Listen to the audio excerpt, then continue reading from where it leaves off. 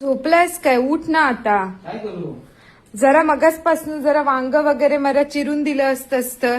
मला जायचं होतं ना ऑफिसला, घाई होते माझी. सांगायचं होतं, मला कसं समजणार? असं कसं समजणार? तुला माहिती आहे ना रोज मी काय करते. काय ग आई? बोल ना आई. अगं पण त्याला माहित तर तू सांगायला हवं नको त्याला. काय पिठी भात करायचा आहे की वांग बटाट्याची भाजी करायची आहे. कालपासून माझं सांगून सगळं झालं तरी पण तू त्याचीच बाजू घेतेस. काय ग नेहमी नेहमी तुम्ही सासवा लोक जावयाची बाजू घेता. अजिबात नाही, याच्यात बाजू घेण्याचा प्रश्नच नाहीये. मग काय आहे बघ माझ्याकडे. जरा कांदा आणि हे कांदा आणि चिरून ठेवला असतात तर आपण चिरून तर देत नाही का, त्याला सांगायचं राम. हा म्हणजे फ्रीज मधला कांदा काढायचा, सगळं सॉरी फ्रीज मध्ये नसतो कांदा.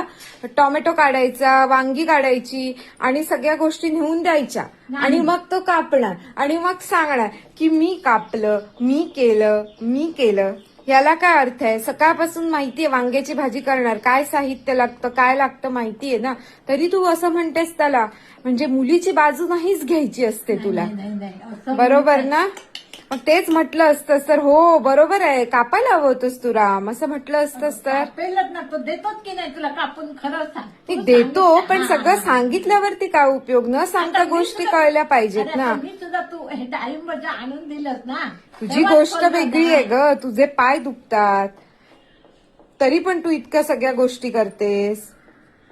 पण एखाद्याचा स्वभाव असतो तो, जितकं अंग मारायला मिळतं तितकं मारून घ्यायचं. हा म्हणजे तू हे मान्य करतेस की तो काम चुकारपणा करतो, करतो बरोबर ना? आपण काय तो थँक्यू सो मच आई. Bye bye. मला जे पाहिजे होतं ते मिळालं.